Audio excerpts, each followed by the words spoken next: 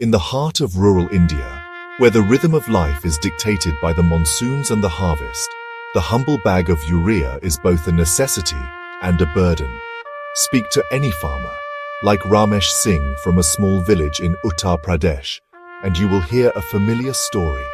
He describes how he must guard his 50-kilogram urea bags as if they were gold. During the rainy season, the damp air seeps into every nook and cranny of his modest storeroom. The urea, a lifeline for his wheat crop, clumps together, turning into hard, unusable rocks.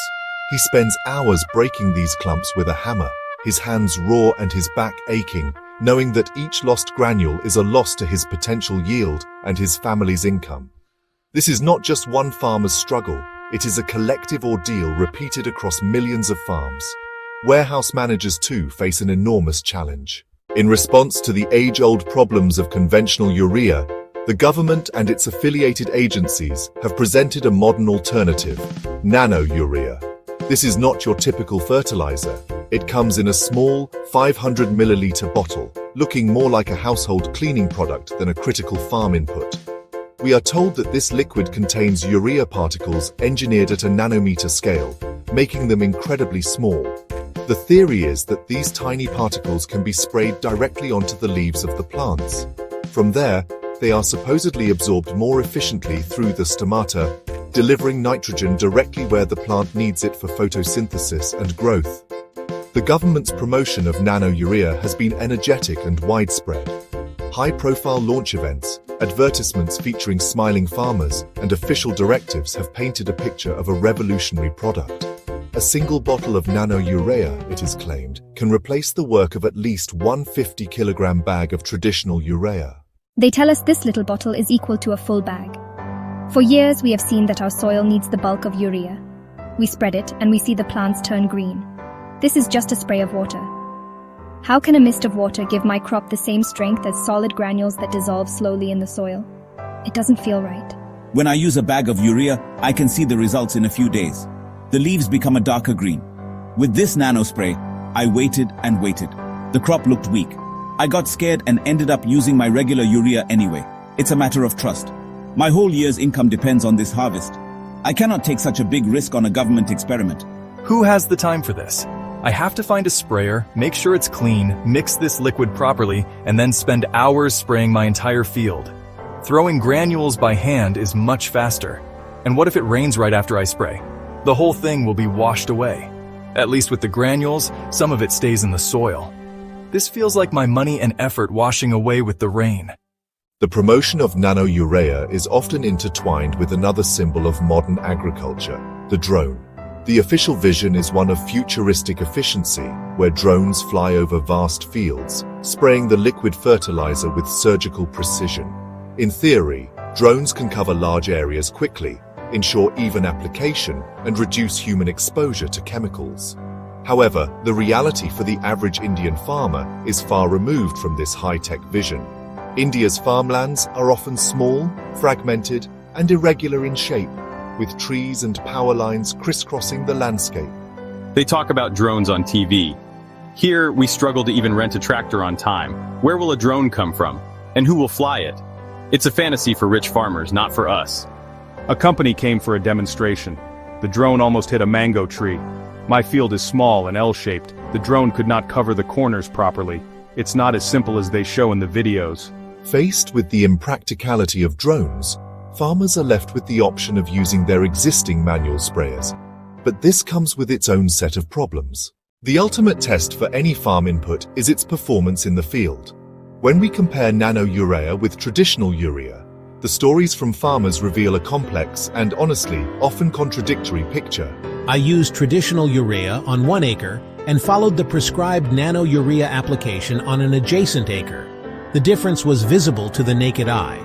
The acre with the bagged urea had healthier, taller plants with a darker green color. The harvest confirmed it. I got nearly 2 quintals more wheat from the traditional plot. The bottle simply did not deliver the same result. This experience is not an isolated one. Many farmers who have tried nano-urea as a complete replacement for granular urea report similar outcomes, especially for nutrient-intensive crops like rice and wheat. I still use my regular DAP and a reduced amount of granular urea as a basal dose. Then, during the peak growing phase, I give 1 spray of nano urea. I find it gives the plants a quick boost of energy, like an instant tonic. My vegetable quality has been good, and I have managed to save a little money by cutting down on 1 bag of urea. For me, it works well as an addition, but I would never rely on it alone for the entire crop's nutrition. When farmers' experiences and government claims diverge so sharply, the voice of independent science becomes crucial. However, securing a clear, unified verdict from the scientific community on nano-urea has been, pretty challenging. Much of the publicly available data comes from studies conducted or funded by the manufacturer IFFCO. These studies consistently report positive outcomes, such as an 8% average increase in crop yield and significant input savings. But independent scientists and agricultural research bodies have raised important questions and called for more rigorous, peer-reviewed, long-term studies. One of the primary scientific debates revolves around the fundamental mechanism of nutrient absorption. Some plant physiologists argue that the amount of nitrogen a plant can absorb through its leaves is limited. They contend that the plant's primary and most effective route for taking up substantial quantities of nitrogen is through its roots. Several independent agricultural scientists have voiced their concerns in public forums and scientific journals. They point to a lack of multi-location, multi-year trial data published in reputable, peer-reviewed international journals. Without this transparent and rigorous scientific process, nano-urea remains a product surrounded by bold claims from its proponents and serious questions from a significant portion of the scientific world. To bridge the gap between the promise of nano-urea and the reality of farmers' experiences, a practical and trust-based approach is essential. The current top-down promotion needs to be replaced with a bottom-up strategy that prioritizes the farmer's confidence. The first step is to provide clear, simple, and honest instructions. Instead of blanket statements that a bottle replaces a bag, region-specific and crop-specific guidelines are needed. If drones are the future, then access must be made affordable and practical. This could involve creating a robust network of custom hiring centers at the block or panchayat level, run by local entrepreneurs or farmer-producer organizations.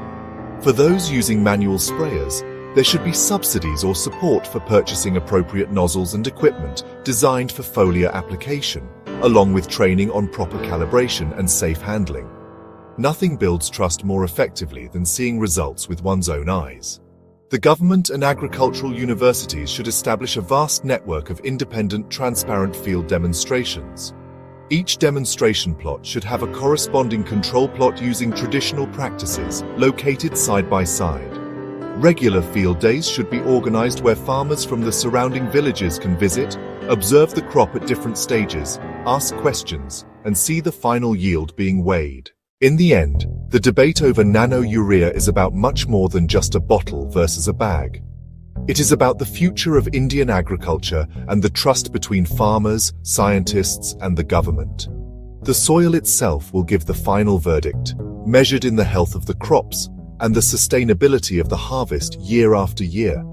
Trust cannot be mandated, it must be earned. It is earned when a farmer's practical concerns are listened to with respect, not dismissed as resistance to change. It is earned when scientific claims are backed by transparent, peer-reviewed data that anyone can scrutinize. The farmer's livelihood is not a laboratory for untested experiments. Their willingness to adopt new technology is directly proportional to their confidence in its ability to deliver on its promises without adding undue risk or complexity to their already challenging lives.